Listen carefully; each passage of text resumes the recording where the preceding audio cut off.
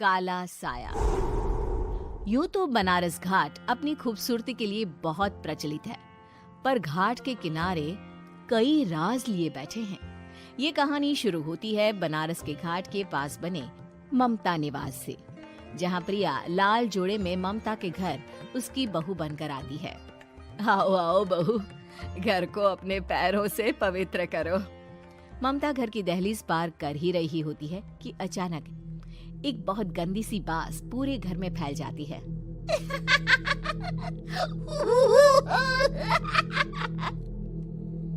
ये बदबू और ये आवाजें, ये कौन हंस रहा है माँ? अब ये पड़ोसी ना हमारे थोड़े अलग से है। कहाँ हम शाकाहारी और ये मांस मच्छी खाने वाले। छोड़, तू ध्यान मत दे और गृह प्रवेश कर। और हाँ बहू, अपनी सास की एक बात हमेशा याद रखना, इन पड़ोसियों से तो कभी बात नहीं करेगी। अच्छे लोग नहीं है ये। अपनी सास की ये बात मानेगी ना बेटा? हाँ माँ, जो आपकी मर्जी, मैं उनसे बात नहीं करूंगी। अगले दिन प्रिया अपनी पहली रसोई बनाने रसोई घर में जाती है। ये छोकी बात तो नाक में जा रही है। एक काम करती हूँ, खिड़की खोल देती हूँ। प्रिया खिड़की खोलने जाती है। इतने जाले, लगता है इस खिड़की को कभी खोला ही नहीं गया। पर ऐसा क्यों? ओह, नॉन वेज की स्मेल आती होगी ना।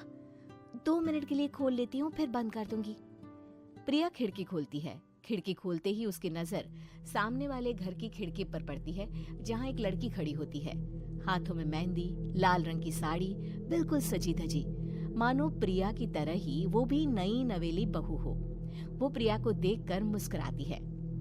हे भगवान, माँ ने तो इनसे बात करने को मना किया था।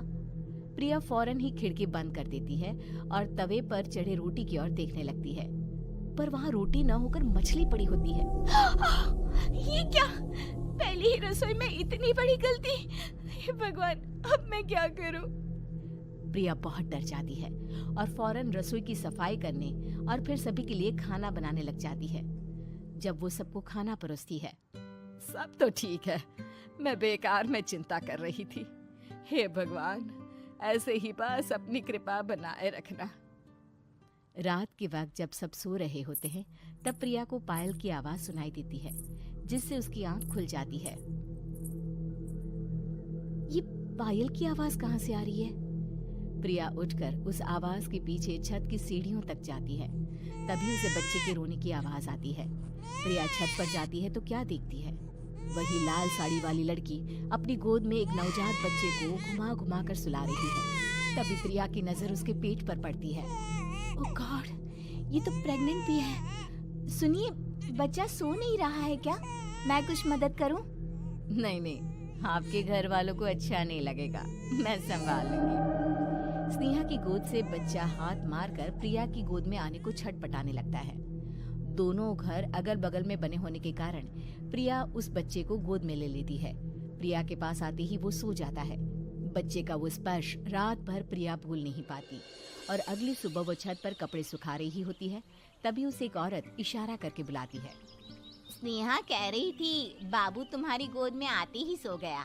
मैं गौरी, स्नेहा की माँ हूँ। बहू, घर आना, बाबू को खिला भी लेना। शाम को जब घर पर कोई नहीं रहता, बच्चे से मिलने के लिए प्रिया छिपकर अपनी पड़ोसन के घर चली जाती है और कुछ देर बच्चे को खिलाकर वापस लौट आती है। इसके कुछ दिन बाद ही प्रिया को पता चलता है कि वो माँ बनने वाली है। ममता की खुशी का ठिकाना नहीं रहता।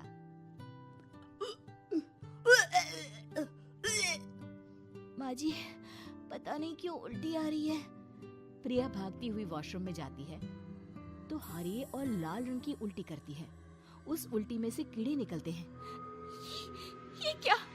खून और ये कीड़े! माँ! माँ! प्रिया की आवाज सुनकर ममता दौड़ कर आती है, पर बेसिन में कुछ नहीं होता। प्रिया हक्की बक्की रह जाती है। ये सब क्या हो रहा है? प्रिया घबरा जाती है और अपने कमरे में जाकर सो जाती है। डर के कारण वो इतनी थक जाती है कि उसकी आंख लग जाती है। तब उसे ऐसा लगता है उसके पेट पर मानो कोई बैठा हुआ हो। कौन हो?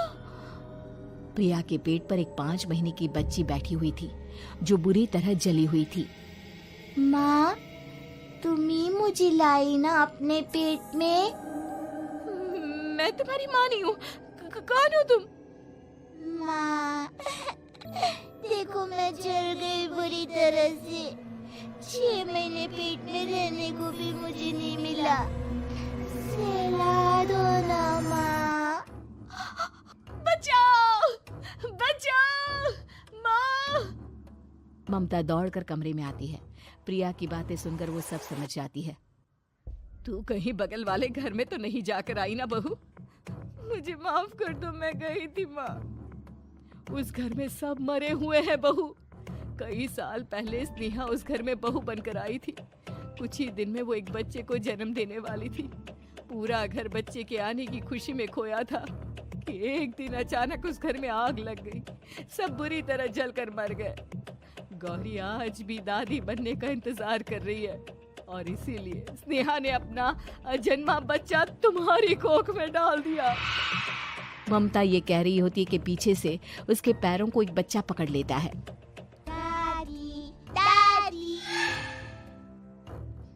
माँ, स्नेहा की गोद में यही बच्चा था। ये बच्चा कौन है फिर? तेरी मौत है। तेरी भी दादी। जिस चीज का ममता को डर था वही हो गया। ममता निवास के ऊपर मौत ने चादर बिछा दी थी। प्रिया का पेट ऐसे बढ़ जाता है मानो 9 महीने का हो। 2 हाथ उसके पेट से बाहर निकलते हैं। बहू, संतोष को फोन कर, किसी पंडित जी को बुला बहू। प्रिया का पति भागता हुआ घर आता है। ये तो होना ही था माँ। तेरा पाप तेरे सामने आ गया तो तू सह नहीं पा रही है। स्नेहा घर में आग लगी नहीं थी, माँ ने लगाई थी, प्रॉपर्टी की लालच में। और वो बच्चा मेरी पहली पत्नी का बच्चा है, मेरा बेटा, जो कि उस आग की चपेट का शिकार हो गया था। मैंने तुमसे ये सब माँ के कहने पर छुपाया था। मुझे माफ कर दो प्रिया। तुम अगर चाहो तो यहाँ से जा सकती हो। मैं तुम्हें किसी भी बंधन में रखना नहीं चाहता। मेरी शादी हुई है आपसे, मैं आपको छोड़ नहीं सकती, पर उससे पहले हमें स्नेहा, उसकी माँ और बच्चे की आत्मा की शांति करवानी होगी। संतोष और ममता गौरी के घर जाते हैं। अंदर सब कुछ जला हुआ होता है। जमीन पर जली हुई लाशें बिखरी हुई थी। ममता रो रो कर अपने करने की माफी गौरी से मांगती है। प्रिया स्नेहा के घर वालों का अंतिम संस्कार करवा देती है और ममता निवास फिर से आत्माओं के साए से मुक्त हो जाता है।